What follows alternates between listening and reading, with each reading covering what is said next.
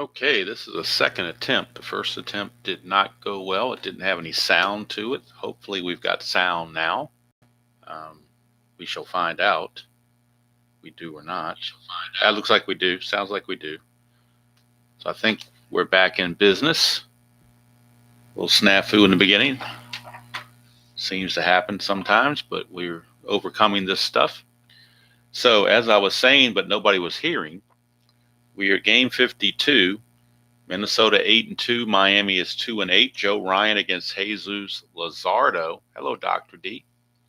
And a strange anomaly in the strat schedule is these two teams are playing both 3-game series against each other in the first 12 games that they're going to play. So half their games at the end of 12 games are going to be against each of these two teams. So I'm sure they'll be tired of seeing each other after a while, especially Miami, tired of getting beat up by the Twins.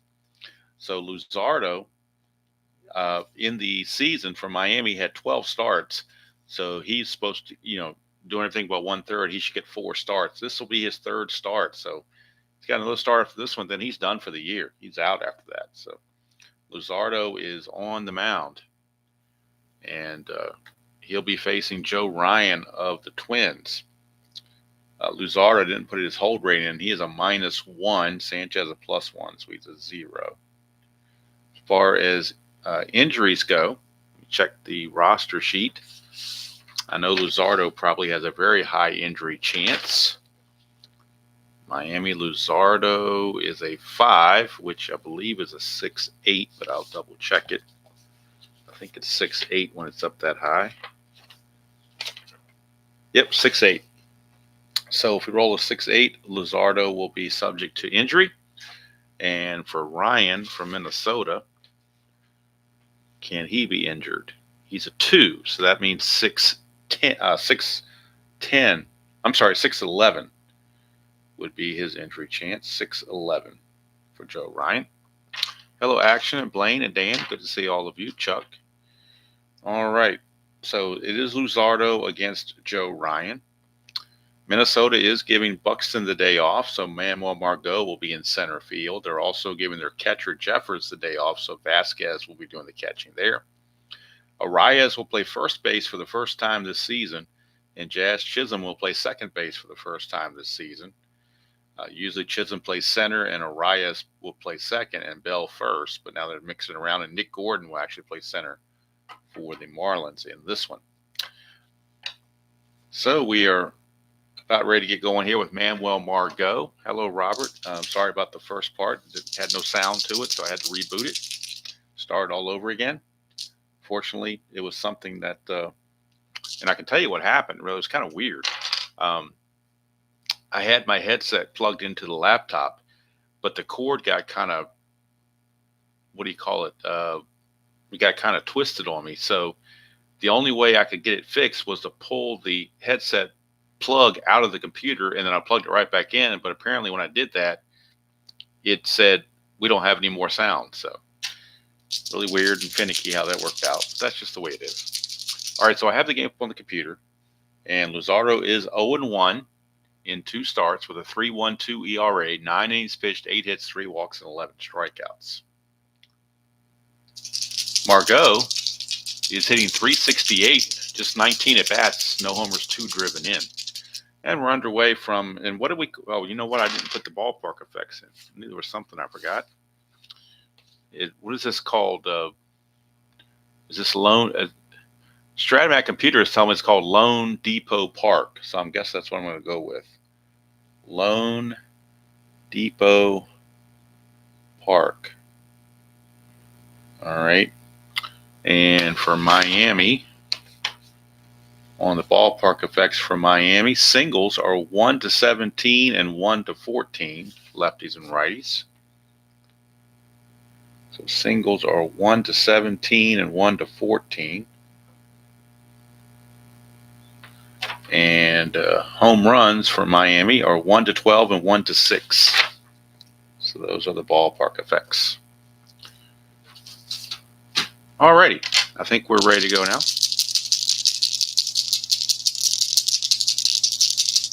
Hello, Doubles. Good to see you. Double-ish. All right, so Margot will lead off against Luzardo. 110 against the lefty. Ground ball to second. And how about that? First game of the season for Chisholm at second base, and the ball is hit to him right away. But he's up to the task, and there's one away. For Royce Lewis, third baseman.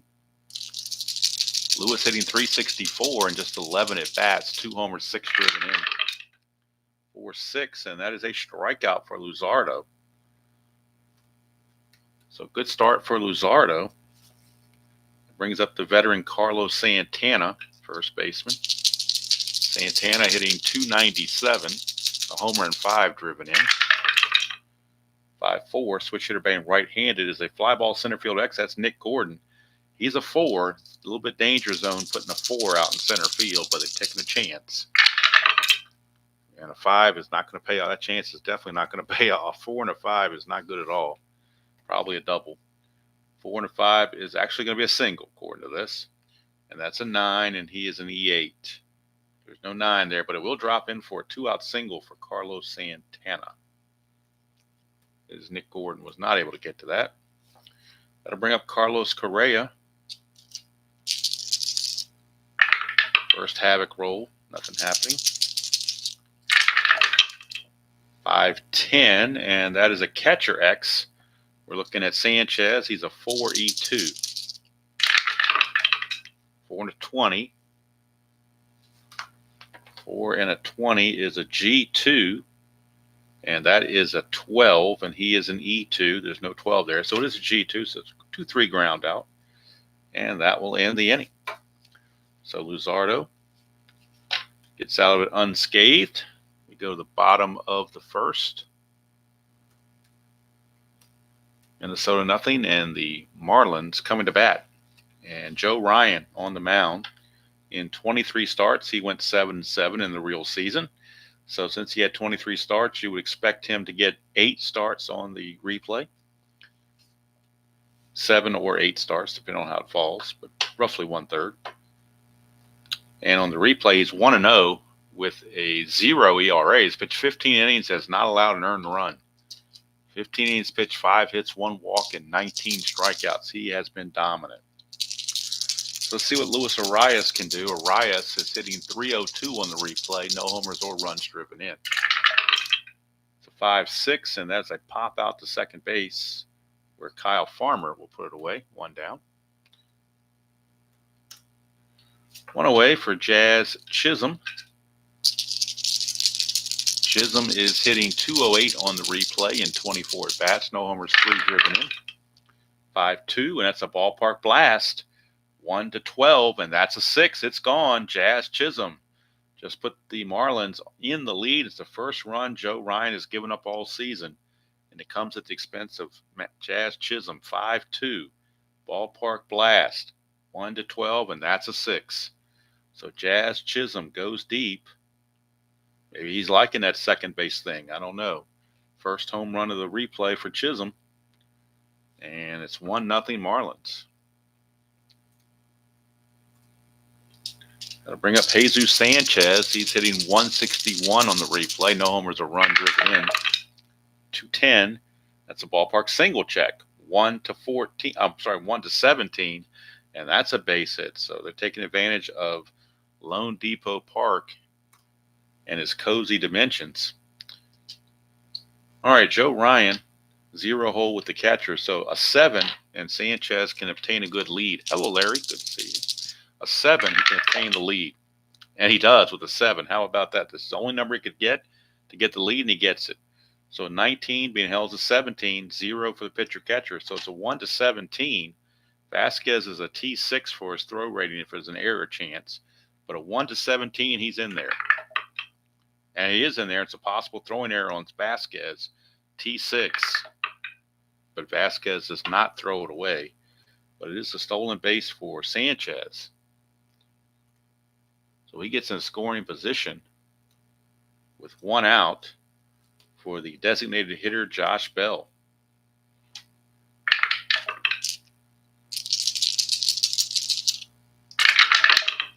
That's a 110. That's a ballpark single check. 1-17. It's another base hit, courtesy of Lone Depot Park. It's only a 1 base advance, though. What is this, Lone Depot Park playing like Coors Field here or something? What's going on? So Josh Bell will not be held at first base. And here's Nick Gordon. Gordon hitting 286. 6 out of 21, I believe, is the numbers for him. No homers and a run driven in. Infield is back for the double play for the Twins. 1-6, but he gets a strikeout, which is not bad either. Joe Ryan will take it.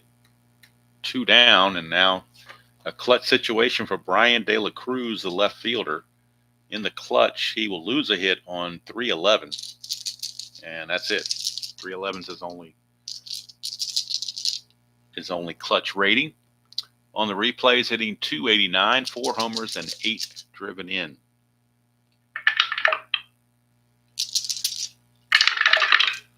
One 3, and that's a ballpark single. And once again, Lone Depot Park helping the Marlins produce a run. It is now 2-0 Marlins.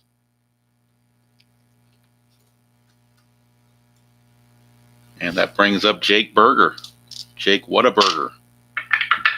Whataburger is hitting up 128, no homers, 2 driven in. In the clutch for him, he will lose a hit on 312. That's a 210, and that's a ballpark blast. It's only 1-6 though, and that's a 10, so that will be a fly out to left to end the inning. But the Marlins spot up 2 runs on the Twins and take a 2-0 lead after 1. But there's 8 innings still remaining, so plenty of time for the Marlins to blow it, especially when you get to the bullpen. All right, here's Austin Martin, left fielder. He's hitting 250 on the replay, 4 out of 16. No homers, 2 driven in. 5-11, and that's going to be a ballpark blast for Austin Martin. It's only a 1-6, but that's a 5. But he has weak power against lefties and against righties for that matter. So it's only going to be a single for Martin. He will not do anything else with that. That's strictly a single. Martin, let's see, 4, 5, or 6 to get the lead. He gets a 6, he'll go. 16 being held to 14, pitcher's a 0. So 1-14. And he's got caught stealing with a 20. What a throw by Sanchez. And Chisholm tags him out at second base, caught stealing. So Austin Martin is out of there. He had 233 at-bats in the real season and only had 1 home run. That's why he's weak power. All right, here's Miranda. Miranda's hitting 222, 1 homer and 3 driven in. 5-4, and that's a fly ball center field X. Again, Gordon, a 4-E-8. 4-E-8. 4-2. He's getting some bad double die rolls here. 4-2 is going to be a double. 4 is a double. That's an 11, and he is an E8. There is no 11, but it will be a double. It will be a double for Miranda, and that caught stealing now. It looks really big. As that would have scored the run. It was a double, three stars, basically, is what that turned out to be. Here's Max Kepler, in fact, the only lefty in the lineup is Max Kepler, right fielder. He's hitting 269, no homers or runs driven in. 2-6, lefty. That's a single 2 stars, so that'll score the first run of the game for the Marlins. I mean, for the Twins, rather. RBI single from Max Kepler. Cuts the lead to 2-1. Hey, Ernest, good to see you. Kepler, no threat to run. Kyle Farmer is up. Farmer is hitting 240. No homers or runs driven in.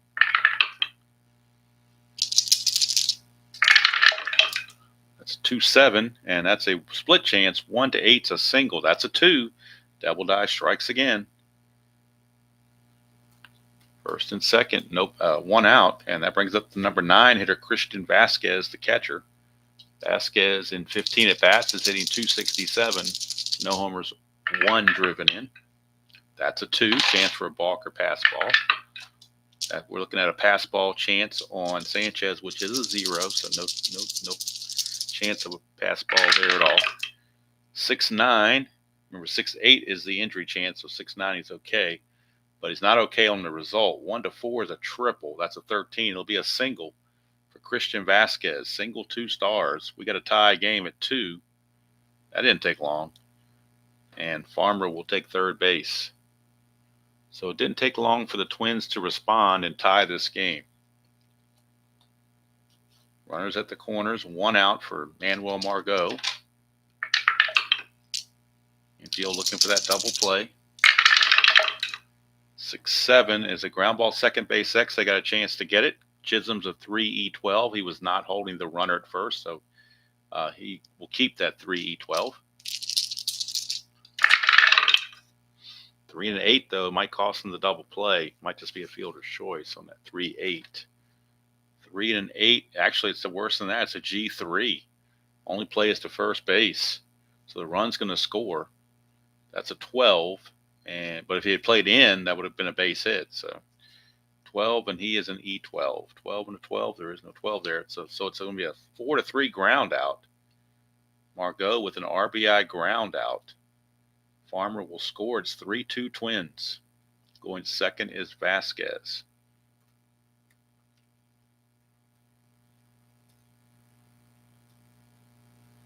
So now 2 away.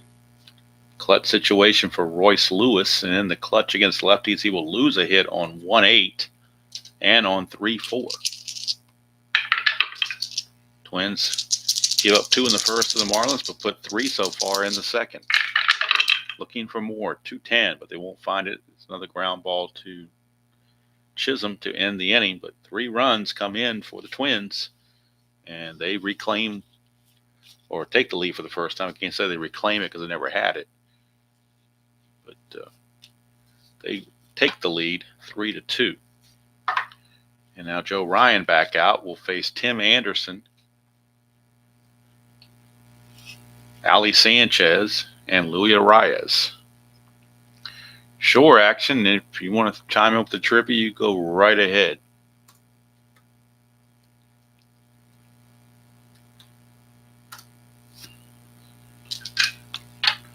You got it ready now, or you want to wait till the next half inning, or how did you want to do that?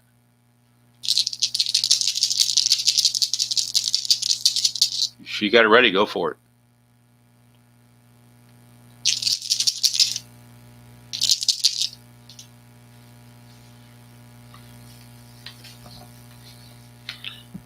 All right, let's look at the trivia question here. Who was the only player to play every game in a season and never ground into a double play? I think I've heard that before. I've heard it before. Now I'm drawing a blank on it.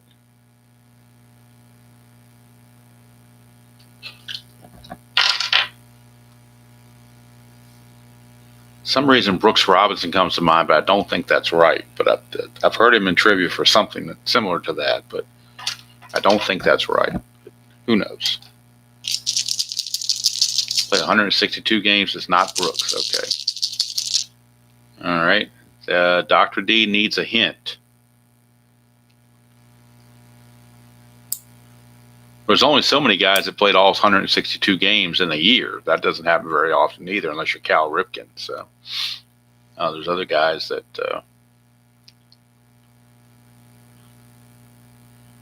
all right, he's a Hall of Famer, so that narrows it down a little bit.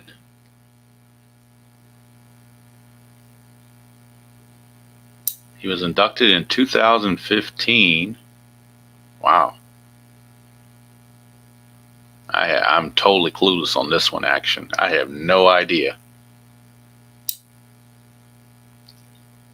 No idea at all.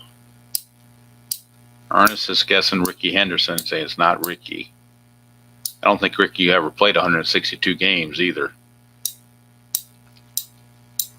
162 games and never hit into a double play. Wow, that's an interesting trivia question there. I'm going to mull that over. I'm going to go ahead and get the inning going while people give their guesses. Here's Anderson. He's hitting 231, no homers, 2 driven in. That's a 2-8, and that's a single 1-7. 16, though, will be a ground ball to third. And Royce Lewis makes the play, 1 away. Greg Biggio is a guest from Joel and from Robert. Could be. I mean, I know he played 162 games in the season. I don't know if he ever avoided a double play or not. Oh, it has to be. I can see. I didn't see that clue about the B. That kind of gave it away, I guess. All right, so Joel and RJL are the correct guessers on that. Good job, you all. Nice question, action. Thank you for that. All right, so Ali Sanchez will step up. He's hitting 200, 2 out of 10. No homers, no runs driven in. 4-7, and that is a strikeout. Joe Ryan was strikeout number 2. Strikeout number 2. Here's Arias. 4-10, and that's a ground ball to second. So it's a 1-2-3 shutdown inning from Joe Ryan. And the Twins maintain a 3-2 lead after 2. Tomorrow morning, don't forget, roughly 9 o'clock, the last game of the 1987 month of May, 1987 American League month of May. It'll be Texas and Kansas City. Danny Jackson against Ed Correa. All right, so here is Carlos Santana facing Luzardo. 6-11, and that's going to be a fly to center field. Oops, down here, where Nick Gordon puts it away. 1 down.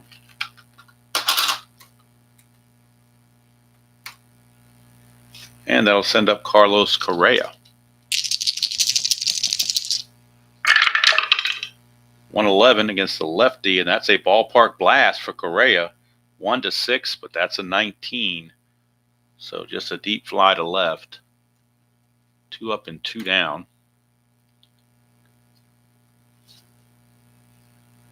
For Austin Martin.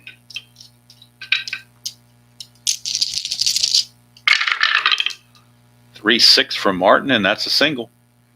Martin is 2 for 2. He got caught stealing last time, so I think he's going to hold the brakes here and not try anything. That'll bring up the DH, Jose Miranda.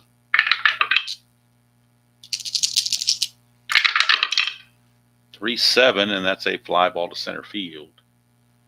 And the inning's over.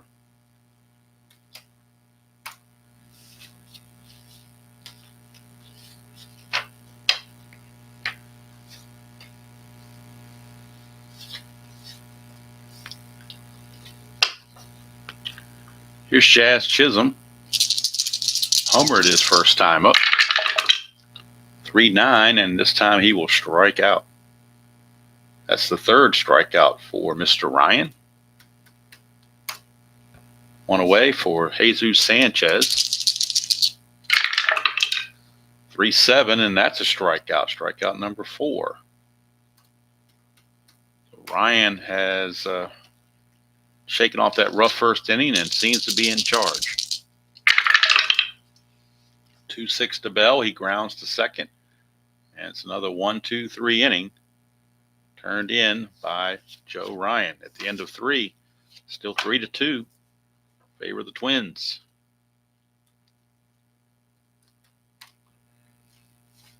I know this is not the most exciting matchup in the world, but it's the next one on the schedule, so we play them as they come along the schedule. All right, here is Kepler, lefty on lefty matchup. He singled his first time up. 4-6, and he will strike out this time. Luzardo with the K. It's only his 2nd strikeout. And here is Kyle Farmer. 4-9, and that's trouble for Luzardo. 1-13 is a double. It's a 14. It'll be a single for Kyle Farmer. He's 2 for 2. And Farmer will be held. There's a whole lot of chances to get a lead, but there's also a whole lot of chances to be picked off. He stole 3 bases, got caught 5 times. So, but you know what? If you're gonna simulate and get those caught stealings in there, you can't get caught stealing if you don't try. So, we're gonna go ahead and try for the lead. He needs a 2 through 6, 11, or a 12. That's an 11. He gets the lead. He will go. 15 being held to 13. 1 to 13. He steals it. 10, he's in there. Stolen base for Kyle Farmer. So turns out to pay off for that steal. And now they'll bring up Vasquez.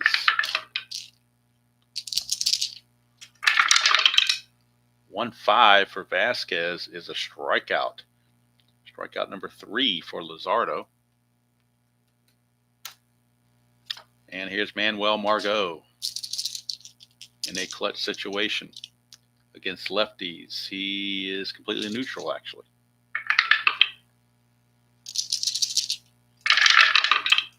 4-9, and that's bad for Luzardo. Second time somebody's hit this result. 1 to 13 is a double. 16 is going to be a single, 2 stars, but with that stolen base, that will produce the run. RBI single from Manuel Margot. Twins lead at 4-2. That brings up Royce Lewis.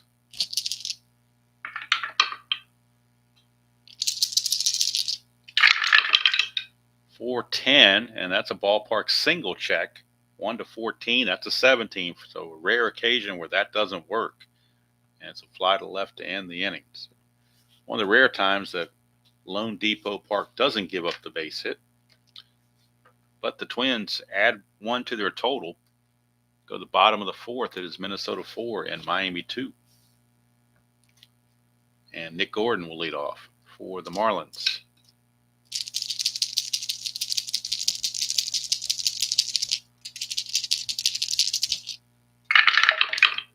One 7, and that is a ground ball to second.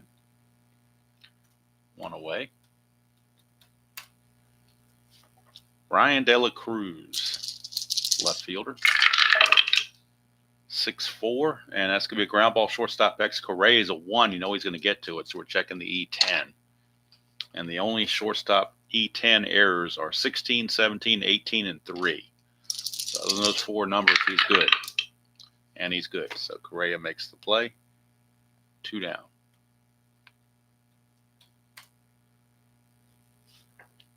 And RJL, I watched your game the other night off and on with the Phillies and the Royals, 1980.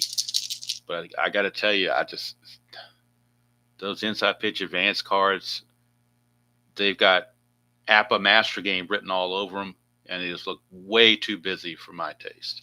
So for all those that like the inside pitch advanced, go for it. But when I play inside pitch, I'm sticking with the original game. That's just my preference. Here's Berger. 2-5. That's a 1 to 17 double. So Berger with a 2-out double. That's why I say play the game you want to play the way you want to play it. And that's what I would do with inside pitch, is play it the way I want to play it, which would be the regular game. If it ain't broke, don't fix it. All right, here's Anderson. 5-9, and that's a good deal for Anderson. 1 to 13 is a home run. That's a 3, but he has weak power. But it will still be a single, 2 stars, and we now have a 4-3 ball game. So all of a sudden, with 2 outs, a double followed by a single, and the Marlins are within 1. And Anderson, he's going to see if he can get the lead. 4 through 8 gets in the lead. 4, 5, 6, 7, or 8 gets the lead. 9 or 10, he gets picked off. That's a 2. He didn't get the lead, so it's a moot point. And here is Ali Sanchez.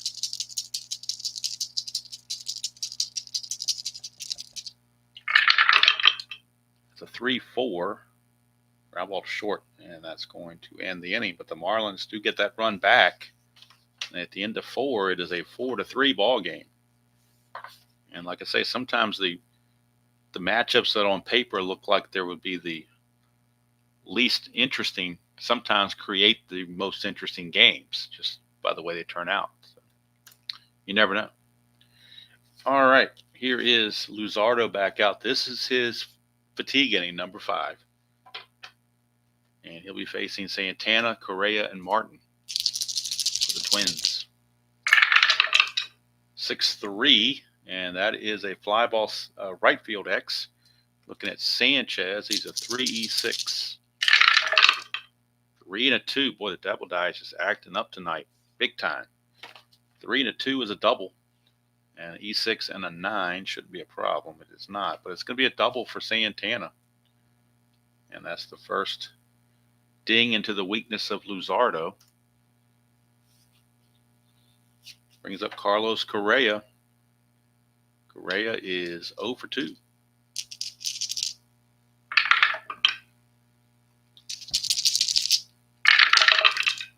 (5-2), and that is a ballpark blast. 1-6. That's a 12 though, so it just flies to left. Luzardo catches a break. 1 away, and that brings up Austin Martin.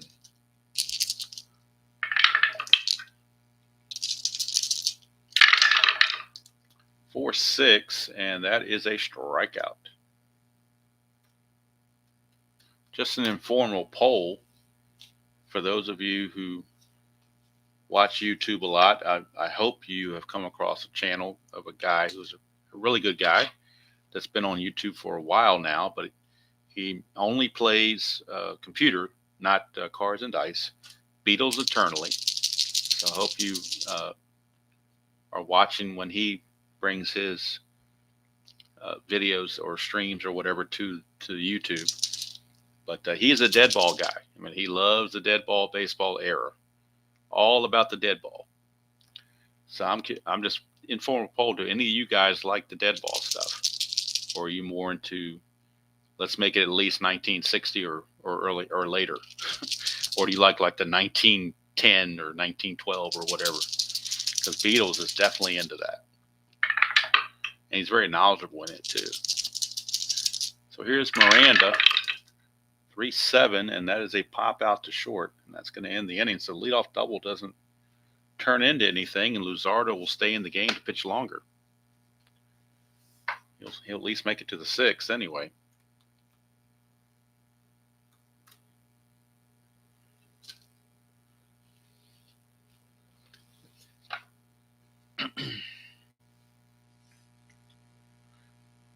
And the reason I asked that is because I have made in History Maker Baseball, I have made about 6 or 7 teams of the 1908 season that I might give it a go and do a couple of test games on History Maker Baseball and see how well it plays out compared to the modern game. I just used their card creator and created the cards for 1908. Haven't done the umpires yet. I got to do the umpires. But I've done about half of the teams in the league. All right, here's Luis Arias, 6'9", and that's going to be a strikeout. Strikeout number 5 for Joe Ryan. If you know anything about History Maker Baseball and the way they do their ratings, when I was creating those cards, most everybody on there is a scrapper. Most of them have a good eye, and there's very few pitchers that have flash. There's not a lot of strikeouts. There's a lot of walks, a lot of hits. The ERAs are very low because of a lot of errors, so a lot of the runs are unearned. So the cards are really, there's some interesting cards when you look at the ratings, that's for sure. Here's Jazz Chisholm, 3-6, and that's a strikeout number 6 now for Ryan. And here is Jesus Sanchez. Of course, I've already created all the complete 2025 season in History Maker. I've got all those cards as well that I created.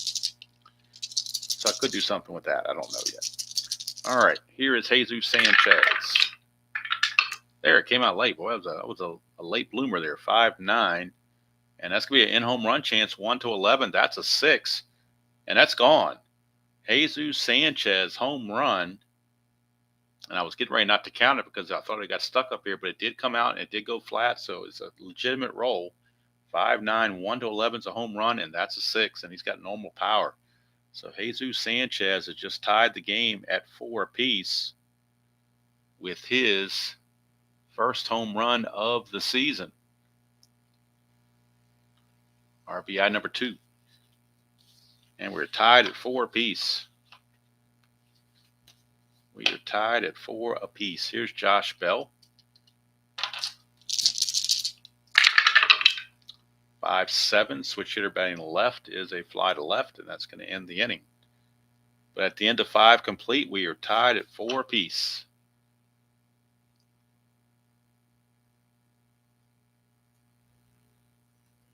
And back out for the 6th inning is Jesus Luzardo. He'll be facing Kepler, Farmer, and Vasquez. 3-5, and that's a strikeout plus injury, so there's a chance that Kepler will miss some time.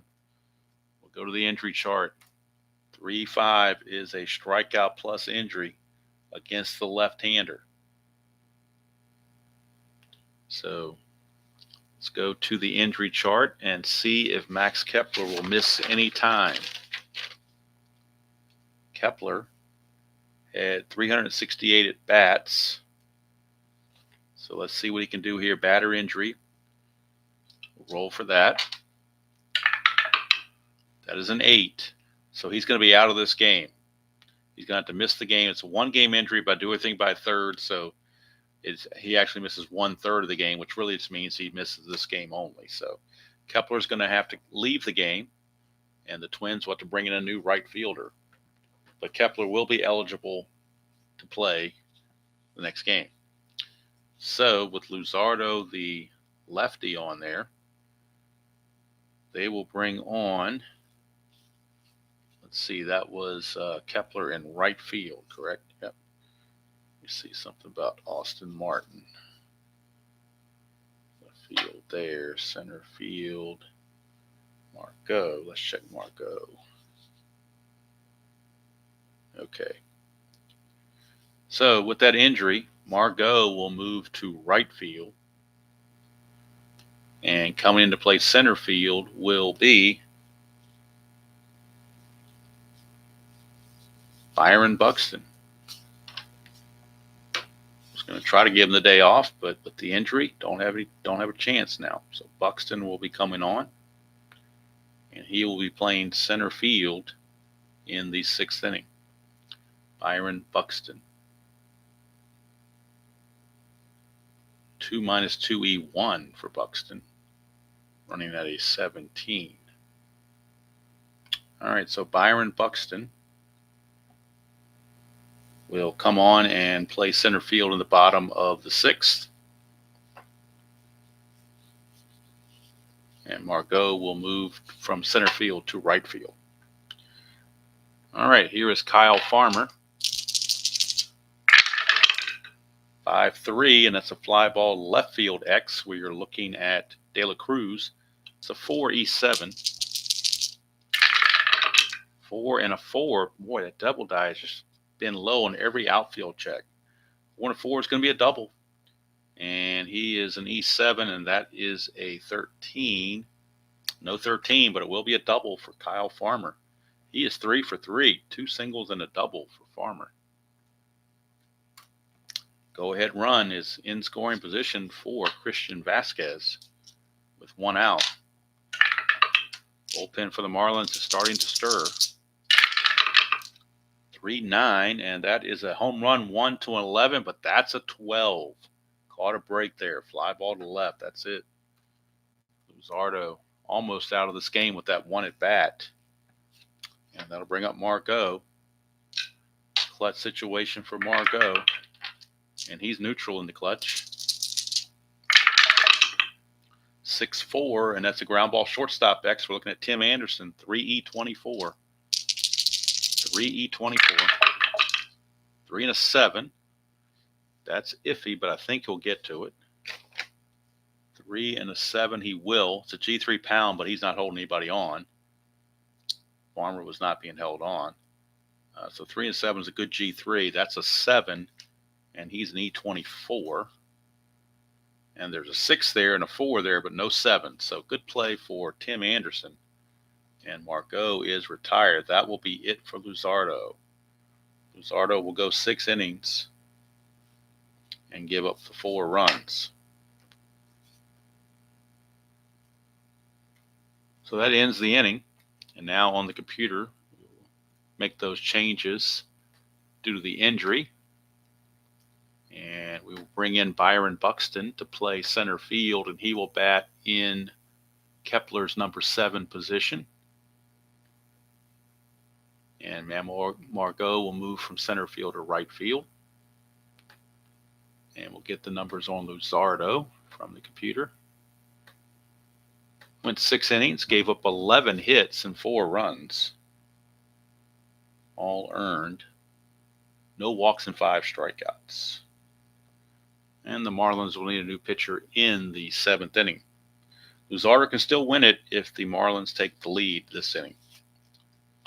Right now, Joe Ryan, this is his fatigue inning, number 6, and he'll be facing Gordon, De La Cruz, and Berger. Bottom of the 6th, tied at 4 apiece. 2-9, and that's a strikeout. Strikeout number 7 for Mr. Ryan. Gordon is out of there, and that brings up Brian De La Cruz. 3-8 for De La Cruz. He strikes out. Strikeout number 8 for Mr. Ryan. 2 down for Jake Berger. 1-9. He strikes out. So he strikes out the side, does Ryan. Obviously keeping full endurance into the 7th inning. So he strikes out the side. So Luzardo will get a no decision. And now the Marlins will go to the bullpen. And we'll see who is the most rested. Coming up for the Twins, it'll be a righty switch and a righty. So you would think they would lean toward the right-handers. And they're looking at, who do they want to go to here? How does Cronin look? Does he need work or? Oh, Cronin's way overused. Can't use him. So we're going to have to go. We're going to have to go with Soriano. George Soriano. Soriano in the real season, 1-1, a 6.75 ERA and a save in 29 innings of pitching. So Soriano is on. Let's see. Soriano on the replay. 0-0 with no saves. ERA of 9. 6 innings pitched, 6 earned runs, 9 hits, 6 strikeouts. So he is 0-0. It's a -2 on the hold, which makes him a -1. And he'll be starting out facing Royce Lewis to start the top of the 7th. George Soriano. 110, and that's a ballpark home run chance for Royce Lewis. That's a 6, and that's a 6. Royce Lewis got it done. Right on the number. Look at it again, 110, ballpark blast. A 6, and that's a 6. So Royce Lewis greets Soriano with a home run. And for Royce Lewis, that is his 3rd home run of the replay, 7th RBI. Twins back out in front 5-4. Here's Carlos Santana. 3-10 for Santana. He grounds it to Gordon at second. I'm sorry, Chisholm at second, 1 away.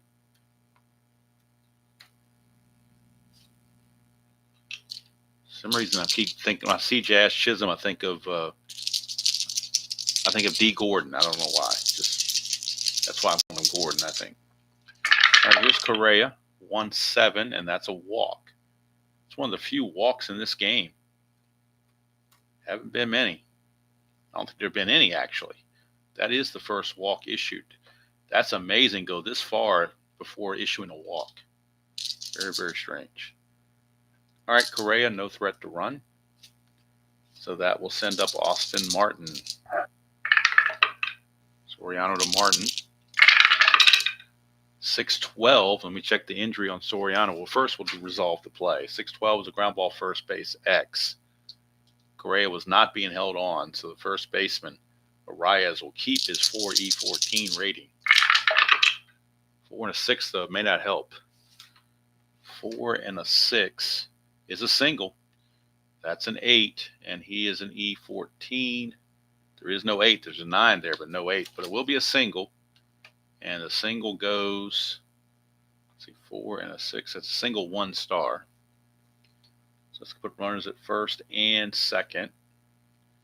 And now we'll check Soriano. He is in the additional pitchers.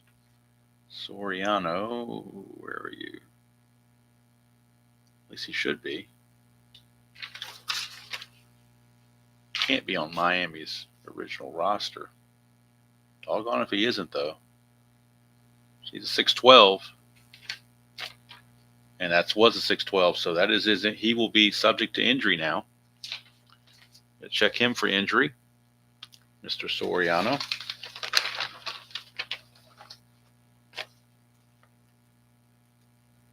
So Soriano, oops, wrong way. See what Soriano does on the pitcher injury chances. That's a 16, so that's 15, so he's going to be out 5 games. So Soriano will miss 5, this game plus 5, he'll miss 5 more calendar games. So he is out 5 games. That means the Marlins will have to go to the minor leagues. And I do have their minor league envelope. I have their minor league envelope with me. A bunch of players. It's all filled up. These are all minor leaguers, all these cards. So Soriano will go to the back of the bus. And then we'll see who they want to bring in as a new pitcher starting in the future, going forward. I can't bring him in now, obviously. Let's see. They would need probably a right-handed reliever. So we are looking at, everybody's a Marlins fan, they can throw out a name, but otherwise I'm just going to look on their minor leagues, and it looks like we're going to go with Mike Baumann. Mike Baumann will be the new pitcher for the Marlins, or on the new roster, I should say. So he's not available now, obviously, but he will be on the roster in the future, as Soriano will go on the injured list, 7-day injured list or 5-day injured list, what do you want to call it. So the Marlins will need a new pitcher right now, though, and whoever they pick will have as much time as they need to warm up. And it will be Birch Smith, right-hander, 2-0, 4.25 ERA, no saves. So Birch Smith will come on after the injury. Can't close the book on Soriano yet. He's still responsible for both guys on base. So Birch Smith will be making his way in from the Marlin bullpen.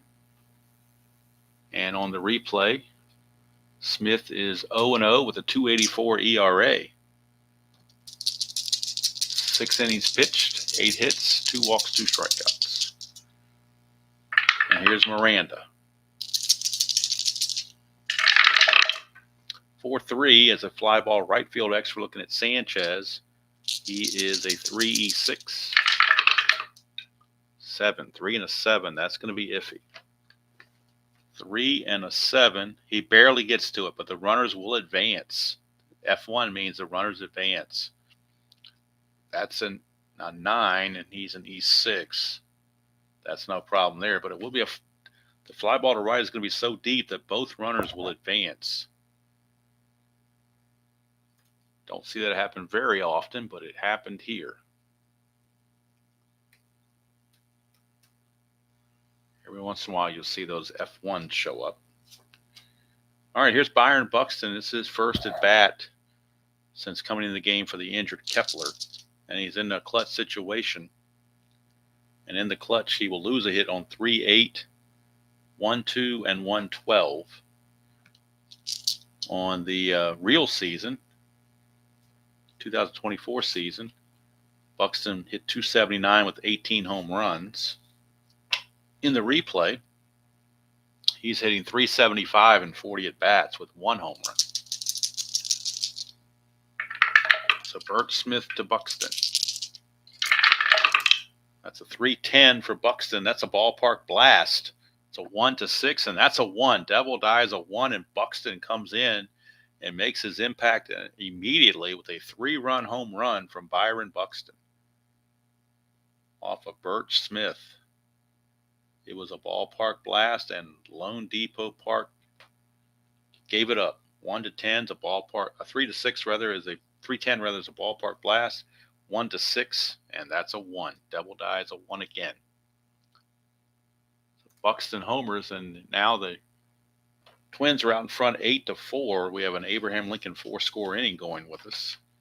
And here is Kyle Farmer. He's 3 for 3. It's 1-5. It's a 1-18 double. That's a 17, so make him 4 for 4. Kyle Farmer really helping that average out. Going 4 for 4. And that brings up Christian Vasquez in a clutch situation.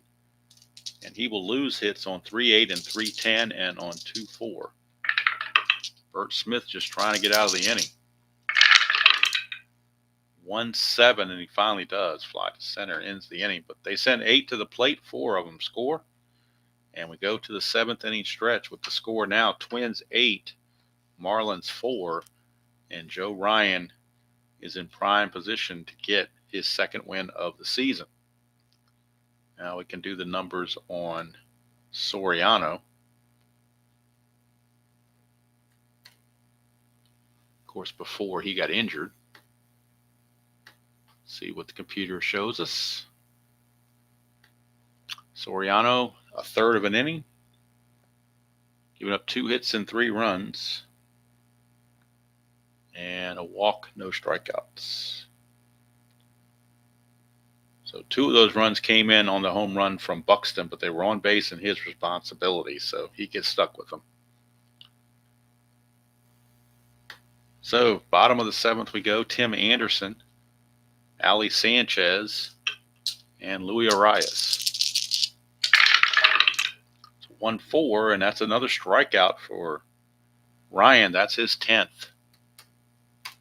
10 strikeouts for Ryan. Here's Sanchez. 5-6, and that's a ground ball to short. Correa handles it, no problem. And that will flip it over to Arias with 2 outs and the bases clear. 1-8, and that's a single for Arias, 2-out single. And he will not be held. Here's Jazz Chisholm. That's a 1, chance of a wild pitch on Ryan, which is a 3. No wild pitch.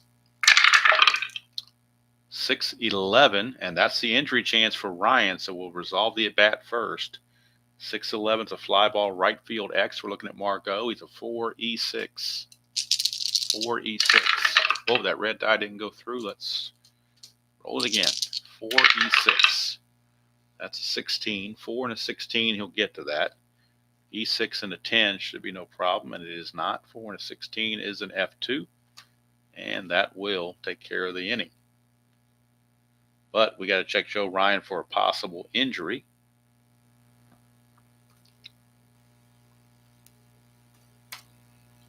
And we bring out the injury chart once again. 4 pitchers, the second column. That's a 15. So he's going to miss 4 games. To always take 1/3 of this. So 4 games basically means he's going to miss a start. That's pretty much what that means.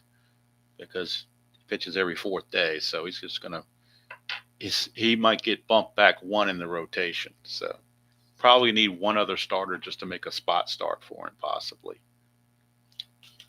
And of course, he's done for this game. So 7 innings for Ryan. We'll close the book on Ryan from the Strat computer. And Ryan, 7 innings pitched, 8 hits, 4 runs. Not his best outing by any means, but got the run support he needed. No walks, 10 strikeouts. That was the impressive part. So Bert Smith back out to start the 8th inning for the Marlins against Manuel Margot. 8-4 Twins. 8 runs, 15 hits, no errors for Minnesota. 4 runs, 8 hits, no errors for the Marlins. 2-5 for Margot, struck him out. 1 away. That will send up Royce Lewis. 4-4, and that is a ground ball shortstop X. Tim Anderson, 3-E24. 3-15 is good. E24 for a shortstop and a 9. D24 and a 9. There is no 9 there. So 2 quick outs.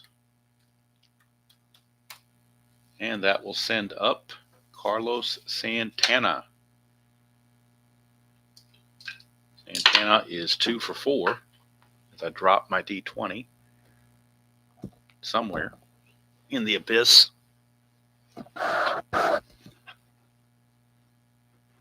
I have no idea where it went now. Oh, there it is right there. All right. I know you won't ever see drop dice on that other channel. All right. Here is Santana. 5-8, and that's a 1-16 double. So it's a double for Santana. His third hit of the game, second double. And the hit parade continues for the Twins. That's hit number 16 to go with their 8 runs. Here's Carlos Correa.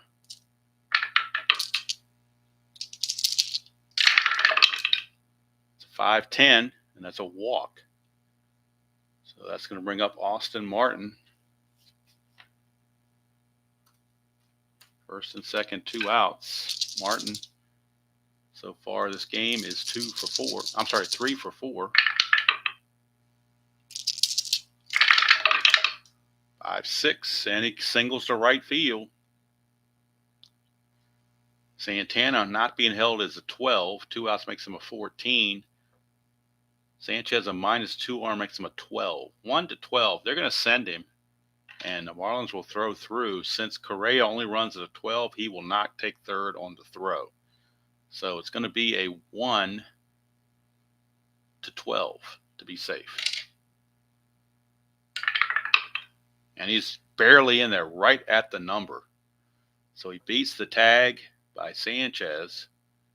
RBI single from Austin Martin makes it a 9-4 ball game.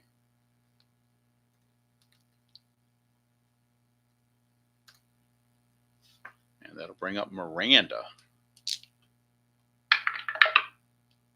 That's a 1. Chance for a wild. Well, it's an automatic wild pitch on a 20. So he's gonna wild pitch the runners into scoring position.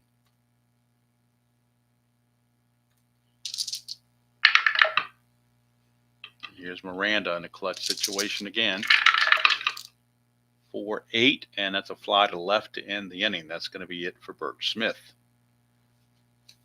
But the Twins add to their total, and they take a 9-4 lead as we go to the bottom of the 8th for Bert Smith. He is going to give up 1, 2. He's going to give up 2 runs for sure.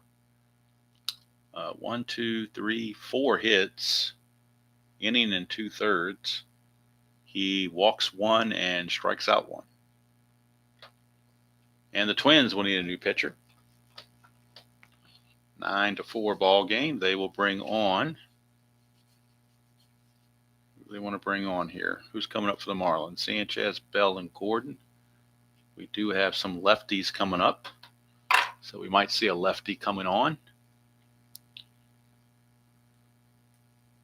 Let's check and see who needs the work.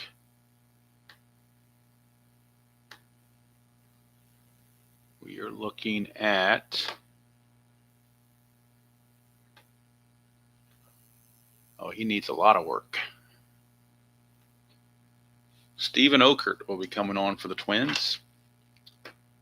He has only pitched 2 innings all season, so he definitely needs the work. He's in real season 3-2, 5.09 ERA and a save plus an opening start. And on the replays, 1-0 with no saves and a 4.50 earned run average. 2 innings pitched, one run allowed, 4 hits, a walk and 4 strikeouts. And he'll be facing Sanchez, Bell, and Gordon. Lefty switch lefty. So Okert is your pitcher. And he is 1-0.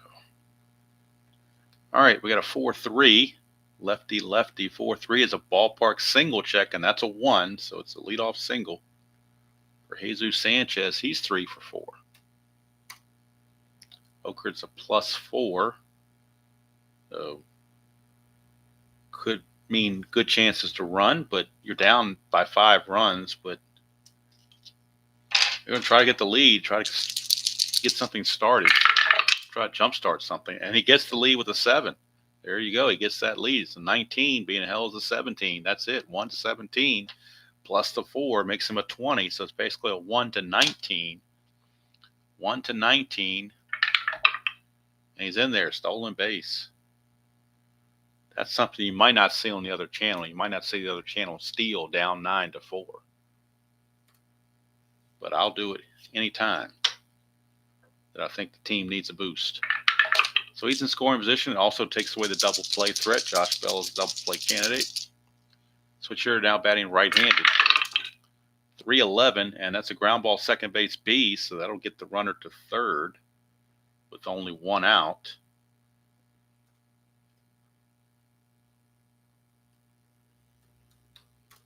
And that's going to bring up Nick Gordon. But with a lefty coming up, I think the Marlins are going to the bench. They're going to bring in a right-hander. They will bring on Avisail Garcia to pinch hit for Gordon. So Garcia to do the pinch hitting. Avisail Garcia, longtime White Sox and Detroit Tiger player. He will pinch hit for Gordon. Get the numbers on Garcia. In the real season, he had limited duty, 50 at bats. He hit 240 with 2 home runs. On the replay, he is hitting. He's 3 for 9, 333 average, no homers or runs driven in. Infield back, they're looking for the out. They'll give it the run, no problem. Garcia, 1-7, and that's a ground ball shortstop A plus, but the infield was back, so it's an A. And with the ground ball A and it hit to the middle of the infield, that run will score. If it hits the corners, they won't score, but in the middle infield, they will. So it's an RBI ground out for Avisail Garcia. And it's a Dolly Parton 9 to 5 special right now. Garcia will stay in the game to play right field. And they will move. They will end up moving, I believe, Jazz Chisholm to center. So Chisholm will move to center. And then they're going to need somebody to play second base. Or do they leave Gordon? Let's check Gordon here. Or check the bench, I mean. Maybe I use somebody else for center field. Let's see. They've got here. They don't have anybody else for center field. Okay, here's what we're going to do. 86, all of that. Chisholm stays at second.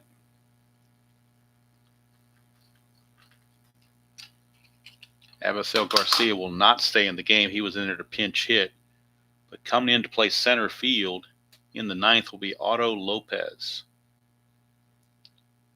And his center fielder rating is a 5.22. But he's only going to play 1 inning, so might as well get him his inning in right now. So Lopez is your new center fielder. And he's a 5.E. I've never seen a center fielder that's a 5.E22 with a +2 arm. But you're seeing him right here. And he's getting in the game. He'll be playing in the 9th inning. So De La Cruz will bat with 2 outs and the bases empty. 6-7 for Okert. 1 to 6 is a triple. That's a 15. It'll be a single. And that'll send up Jake Berger.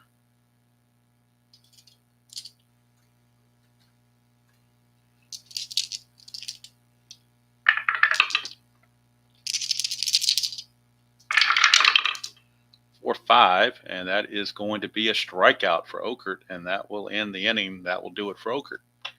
He goes his 1 inning, gives up 2 hits and a run, no walks and a strikeout. So we go to the 9th inning with the score 9 to 5 in favor of the Minnesota Twins, and now the Marlins will need a new pitcher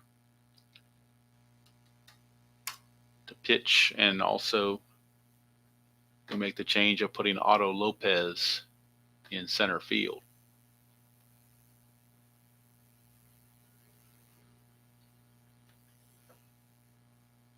And the new pitcher for the Marlins is going to be a left-hander by the name of Andrew Nardi. So we're going to find out if he's Nardi or nice.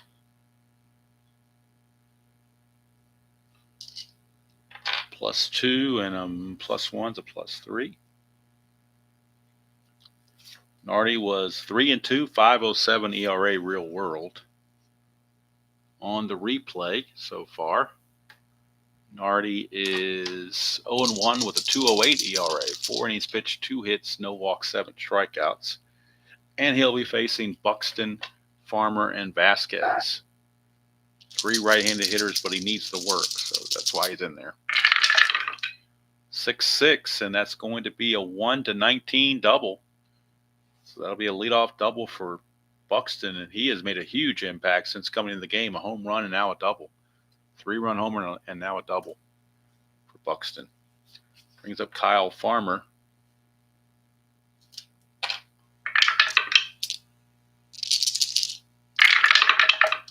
That's a 5-11, and that's a fly to left field, 1 away. And that'll take us to Vasquez.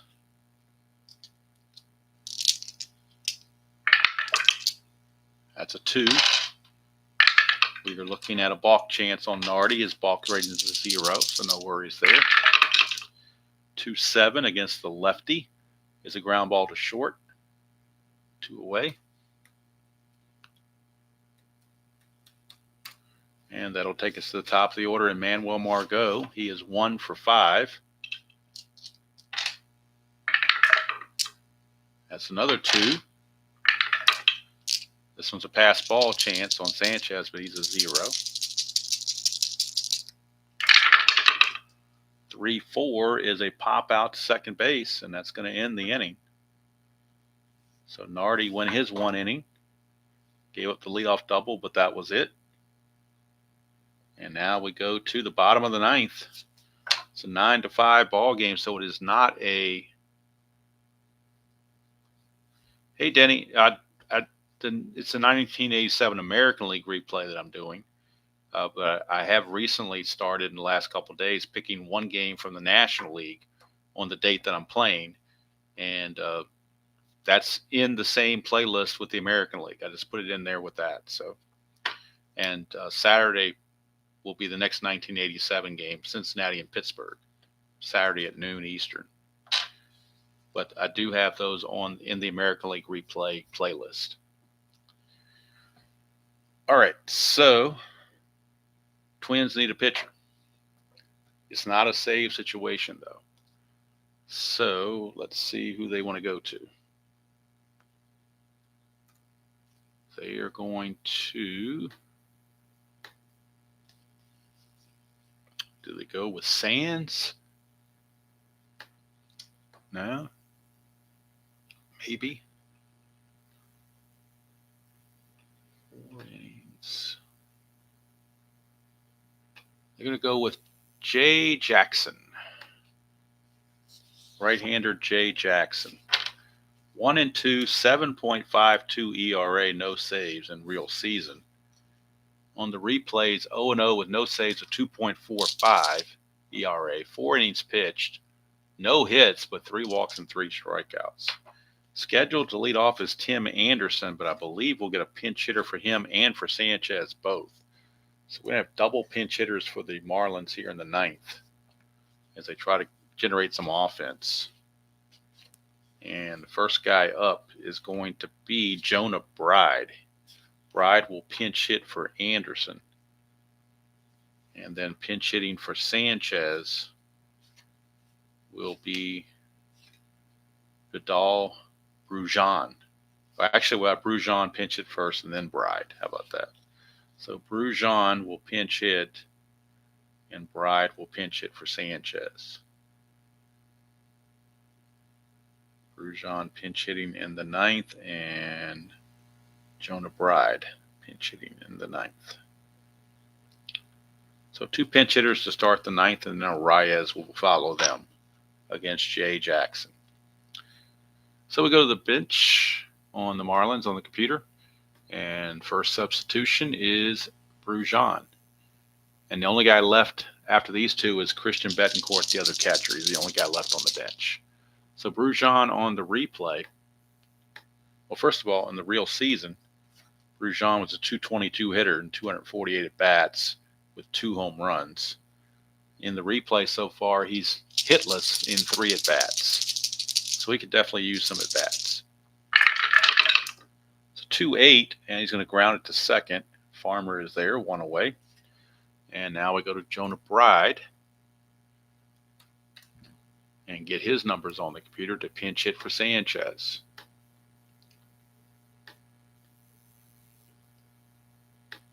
On the real season, Jonah Bride, .276 hitter with 11 home runs. In the replay, he's a .167 hitter with no home runs in 18 at-bats. Oh, Hischermaker, I'm sorry. I didn't replay the 97. I did the Atlanta Braves replay. It was an Atlanta Braves replay, not a National League replay, just an Atlanta Braves replay. But it should be out there in a playlist as far as I'm aware. I'm pretty sure it was out there. Let me double check it real quick.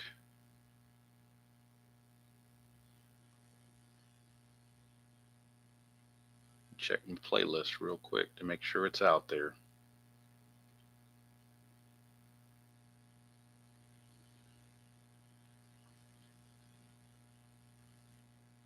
Where the heck is it? Why do I not have it out here in a playlist? That seems strange. That seems real strange. All those videos I did got to be somewhere. Did I never put them in a playlist? That seems really weird that I wouldn't have done a playlist for that.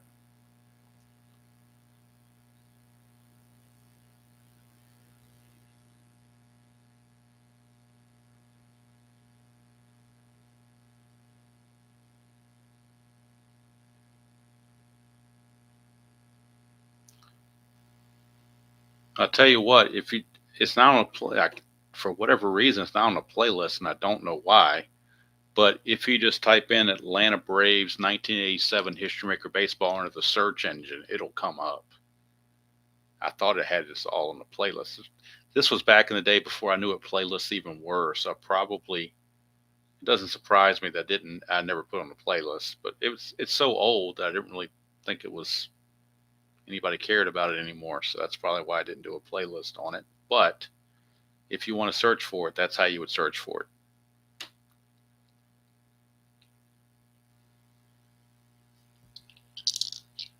Blaine, it depends on what I'm doing. If I'm doing like with the Chicago White Sox, in fact, I've only done 2 single team replays. I've done the 1987 Atlanta Braves and Hischermaker. Actually, 3. Take it back. 1987 Hischermaker, 1977 White Sox and Stratomatic, and 2019 Washington Nationals in Inside Pitch. But I did those all as played because I played as played. So I always do as played unless I'm doing something like a Demolition League. Other than that, I always do as played. I don't deviate on that because, as ID Gesture says, if you don't do as played, heads explode. So, all right. So here is Jonah Bride. 5-3, and that is a fly ball left field X. We are looking at the left fielder, Martin. He's a 3E3. 3-18, that's good all day long. That's a 6. I don't think that's going to be a problem on an E3. And it is not. So Martin makes the catch. So 1 out remaining. All right, Denny, let me do this here for you. See if I can get this to show up here.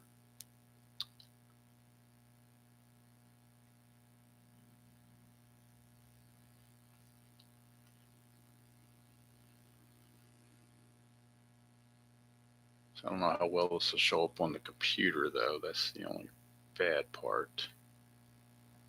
But I'll see if I can make it happen here. But right here you can see it says History Maker Baseball, game number 108, Atlanta Braves 1987 replay, History Maker Baseball. So if you just type in any of those things in the search engine, they will come right up. And you can see in my search engine, I've got 1987 History Maker Baseball, and this comes up pretty quickly. So if you want to find that, that's how you find that. It's not on a playlist, and not to sound mean or anything, but it's so old that to go back and have to add hundreds of games into a playlist now would, I don't think it's as the old saying goes, I don't think the juice is worth the squeeze on that right now. So, but if you want to find it, it's certainly there, and that's how you would find it. So yeah, we're going back a ways on that. I'm not sure how far back it was, but it was a while, put it that way. And most of them, the quality were not very good because I was using my cell phone, and it was not very good, and it just, the content might be all right, but the production quality is definitely lacking. All right, here's let's see, Jonah Bride made the out, so now Luis Arias, final chance for the Marlins. We get a 2-6, and that's going to be a pop out to short, and that's your ball game. Jay Jackson, a 1-2-3 ninth inning. It was not a save situation, obviously, but he gets all 3 outs, not allowing anything. And there is your ball game. So we go to the box score and get the totals.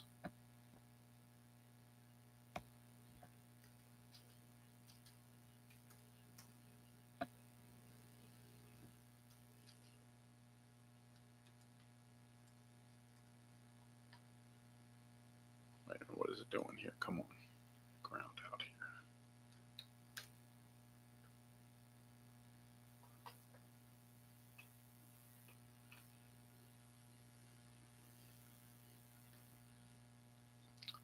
Okay, the Marlins, or the Twins rather, improved to 9-2 and hold their first place lead in the Demolition League. Marlins dropped a pitiful 2-9. 9 runs, 18 hits, and no errors for the Twins. 5 runs, 10 hits, and no errors for the Marlins. Player of the game is going to be, boy, you can pick a couple of them. Both Farmer and Martin had 4 hits apiece. They had 4 hits apiece. Buxton certainly made an impact. He was 2 for 2 with 3 runs batted in, coming in late. So you can pick who you want for the play of the game on that one. But the bottom line is Marlins drop again to 2-9. So that's game 52. As we look ahead to game 53, which I'm not sure when I'll play that, because tomorrow night I'm supposed to go to a high school football game. And then Saturday night is college football. I could try to play it Sunday night, I suppose. I'll look at the schedule here. Who is coming up? All right, next game to be played, it'll be Oakland and Toronto from Toronto. That will be the next game to be played on the Demolition League. Of course, the game tomorrow to be played is Texas at Kansas City, and that will finish off the May 31st date and finish off the month of May. And then on Saturday, we'll play the National League game of the day from May 31st, which is Pittsburgh and Cincinnati. And then over the weekend, I will do a video recapping the first 2 months of the 1987 American League replay, show all the stats for all the teams and the standings and the league leaders and all that stuff. I'll do that on the computer, assuming I can figure out. It's been a while since I did OBS video, so I'll try it and make sure I don't mess it up. But hopefully it'll work out, and I'll do that and post it sometime, probably on Sunday, I imagine. But that's good to go from here. Until next time, enjoy playing whatever game you choose to play, however you choose to play it, and I'll see you all down the road.